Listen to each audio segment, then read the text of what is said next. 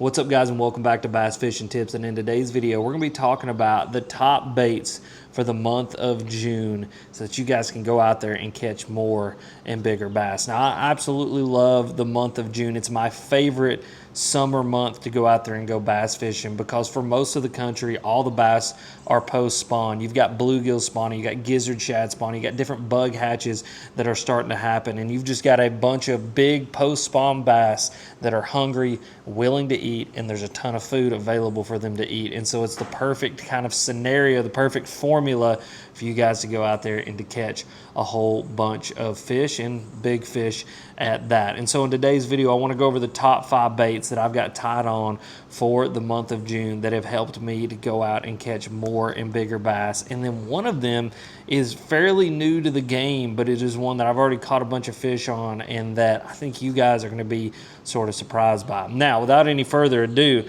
let's get into today's video. And let's start with bait number 1, or really rig number 1, and that is going to be the free rig. Now, the free rig is a very interesting kind of take on fishing a soft plastic, and the reason for that is that weight right there. Now, unlike a Texas rig, the free rig weight, you don't actually run the line through the weight, you run it through a little swivel loop on top of that weight. And what that allows that to do, it allows that weight to get away from that bait really easy. And so when you're flipping and pitching this thing, or you're casting this thing, what's going to happen is that weight is going to hit the bottom first, and then that bait is going to slowly flutter weightless down behind it. When you pull it together, that weight's going to slide back to that bait. You're going to get that hop, and then that weight is going to slide away, and you're going to get that kind of weightless flutter of that bait in behind that sinker again. And that little kind of combination right there is a deadly combination to go out there and catch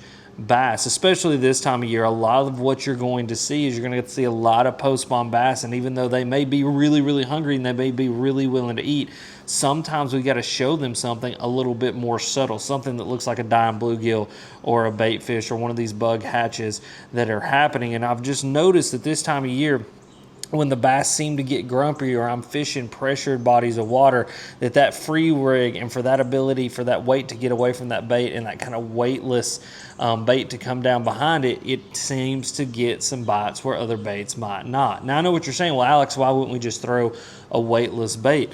Well, the thing is what's really cool about the free rig is that it allows you to have that semi-weightless presentation, we'll say, while still being able to get it down there in a little bit deeper water. You know, if you're fishing in a pond or even a lake, a lot of bass are going to kind of move offshore, getting just a little bit deeper water. And so in being able to present those fish with something that's, again, semi-weightless is going to be a great way to get them to bite. You know, it's really interesting. It's like the free rig combined everything we love about a Texas rig, a drop shot, and a Carolina rig into one system that catches fish. And it has been something, like I said, I've been just really enjoying throwing, especially in the summertime, because it just seems to get bit. Now, one of my favorite ways to throw the free rig is with some sort of gill style plastic on the back. Now, this is obviously the Berkley Max Scent Flux Gill, but there has been a whole rise of these type of plastics over the past few years, these gill shape or bait fish shaped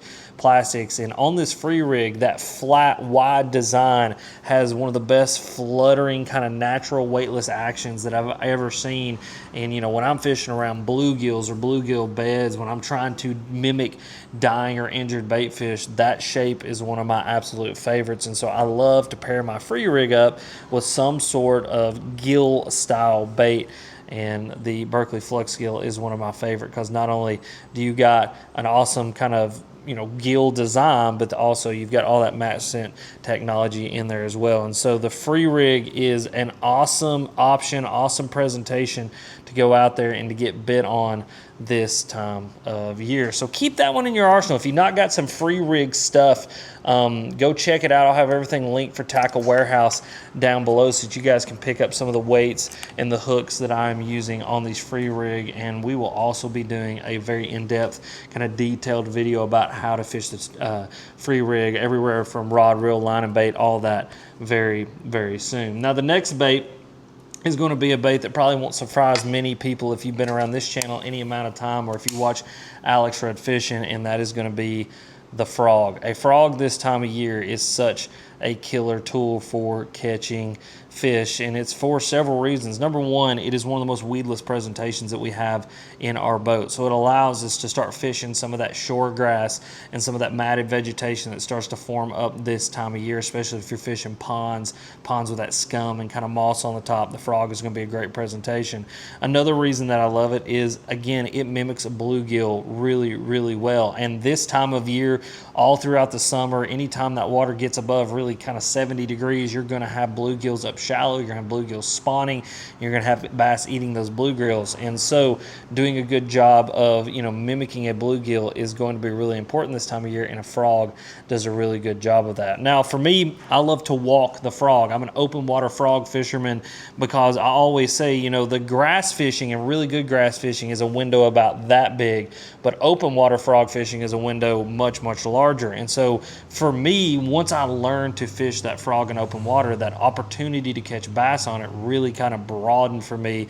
And so I really fell in love with the frog even more because of that. But really pitching this thing up under boat docks, up under overhanging trees, up onto grass and aquatic vegetation, up into shore grass. One thing that we're dealing with this year here in the South, I know a lot of you guys are as well, is a major drought.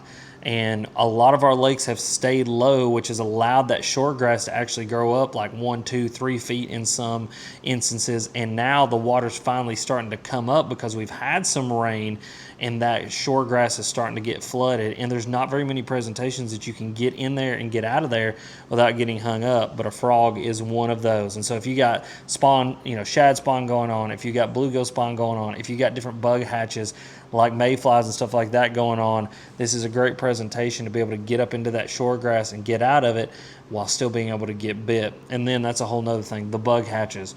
In my opinion, there's nothing that mimics bluegills eating bugs and or the bugs themselves better than the frog. Those little legs on the back, that kind of shivering presentation looks just like a mayfly that's on top of the water and hung up.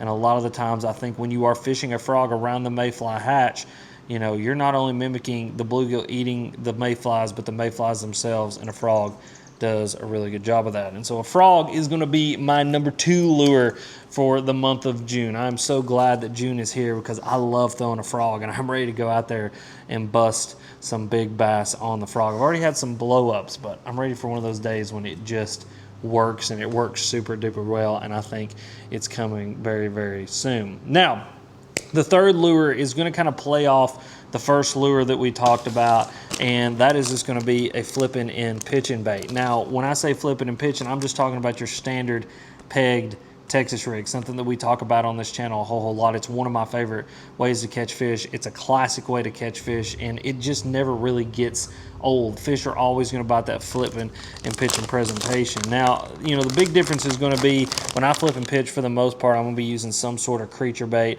like this Berkeley Pit Boss, or a Krug Crawl, or some sort of beaver style bait, or a brush hog, or just something like that. Anything, again, that does a good job of mimicking a bluegill or a bait fish or something like that. And really the big difference between this and the free rig is I'm going to be way more confident to put this in super duper heavy cover. That free rig is going to be more like fishing around grass edges, fishing around the boat docks, fishing near the laydowns, where my flipping and pitching setup is going to be fishing up under the boat docks, in the grass, in the laydowns, really getting in the gnarliest stuff, bumping up to that 20, 25 pound fluorocarbon, big heavy rods, big heavy reels, something we've talked about on this channel a whole bunch. And I'll make sure and link some videos down below where I've talked about flipping and pitching before. But having a creature bait like this is one of the best ways to be able to do that. Not only does it look like what the bass are trying to eat, but also like this Pit Boss, it is designed to hide a big 4/0 flipping hook inside of. Now, for the most part, I'm going to be choosing some sort of dark color this time of year. Now, I've said this before, and I'll say it again. I don't think bass really focus in on color much, but I do know bass focus in on profile a whole lot. And so fishing some sort of dark color this time of year seems to be the best, especially when we're flipping it and pitching it up under boat docks, into shade lines, into laydowns, into places where light isn't exactly penetrating the best as it possibly can. Those darker, more solid profiles are just that. They're profiles. They're very easy for for the bass to see. They do a good job of standing out and really contrasting the world around those bass, and those bass are able to see it. And I think that's the biggest thing. If a bass can see it, a bass can eat it, and if a bass can feel it, a bass can eat it. And some sort of dark creature bait this time of year is going to be my go-to for that. But really, really simple. I mean, flipping and pitching is old school. I mean, that was probably one of the top like 3 techniques that I learned as a kid. You know, we cranked crankbaits and we flipped and we pitched. That's just what we did.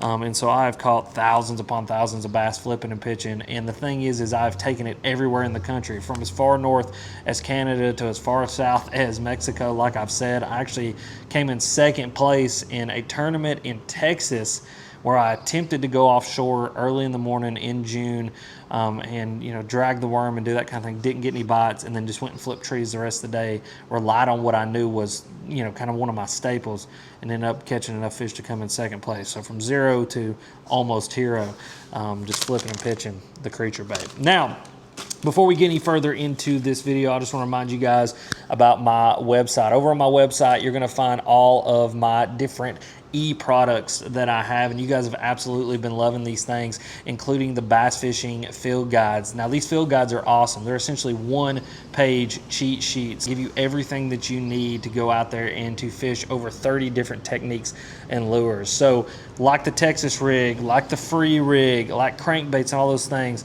all of these field guides are going to give you rod, reel, line recommendations, colors for the baits that you're throwing, cover and structure to throw them around, and up to 5 different retrieval techniques, so that you guys can go from 0 confidence into a bait to all the confidence in the world. And so if that sounds like something that interests you, or if you want to pick up one of my bass hats, or it's a great day to be alive fishing shirts, I'll have all that linked down below in the description and in the pinned comment. Now let's keep going with another one of my favorite presentations for this time of year, and really for me it's probably the biggest fish bait on this list, and that is going to be the big worm. Throwing a big worm this time of year is such a killer presentation to go out there and to get bit. And I think a lot of people, when they think of throwing the big worm, you know, Texas rigging a big worm and dragging it around, they think offshore. They think, you know, shell bars and ledge fishing, and that is true. It's one of the best ways to go out and like catch a sack of bass, get on a bunch of bass and sit on them. It's one of my favorite things to do, especially on the, you know, Tennessee River system. But I've had a ton of success fishing ponds and fishing from the bank and fishing shallow with a worm this time of year. You know, there are going to be a segment of bass that move offshore. They get offshore, they set up offshore, and you got to go off the shore and you got to find them. But there's a whole nother segment of bass that are more residential. They're going to want to stay up shallow. They're going to want to eat shallow. And when you've got all of this different food, like the bluegills and the shad and the gizzard shad and the mayflies up shallow, some of those bass are going to kind of want to weed through some of those smaller baits, and they're going to want to look for something big, and that's where a presentation like the big worm comes into play. So I got a couple different worms here. One of my favorites has been a staple of mine for a long, long time is just going to be the Magnum hit worm. Now, what's really cool about the Magnum hit worm is you can Texas rig it, you can Nico rig it, you can wacky rig it, you can throw it on a shaky head. It doesn't really matter. It fits a bunch of different presentations, and that's why I like it, because I like to fish a big worm in a bunch of different ways this time of year. You know, my 3 favorites really are going to be, number 1, the Texas rig, number 2, the shaky head, and then number 3, the Nico rig. But that bigger presentation like that, and you know, with the Magnum hit worm, it's kind of the best of both worlds. It's like that 7-inch, you know, bigger profile worm, but it's not a massive worm, and so that means you're going to be able to get those bigger bites and those bigger fish that want to focus in on those bigger worms, but also still be able to get a bunch of bites as well. And so absolutely love the hit worm this time of year. Now another bait, and this is a bait that's more, it's new to the American market, we'll say, but it's been a bait that's been around for a while, and luckily I've been able to fish it for a while.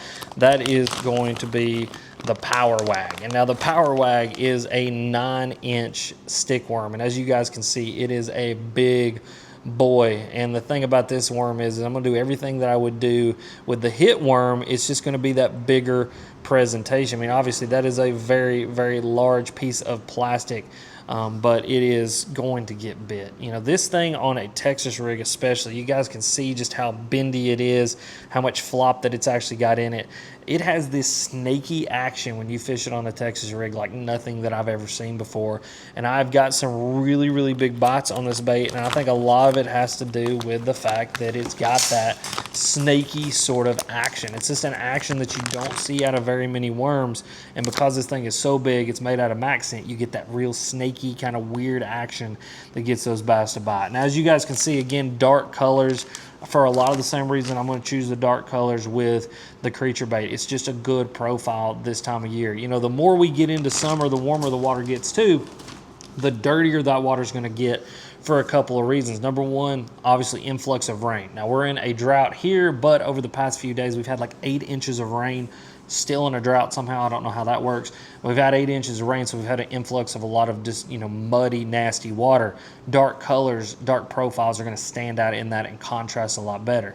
The second thing that starts to happen is the water starts to just get dingier and greener and get more color to it because of phytoplankton blooms.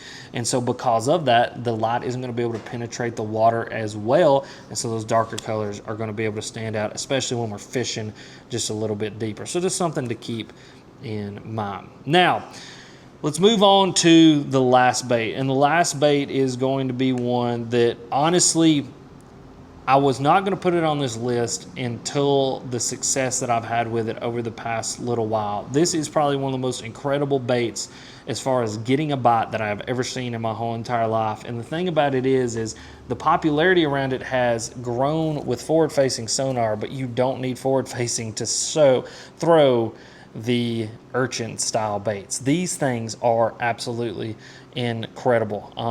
I've never seen anything quite like it. Like I said, the bass just bite it, and they bite it violently, and they eat it so good.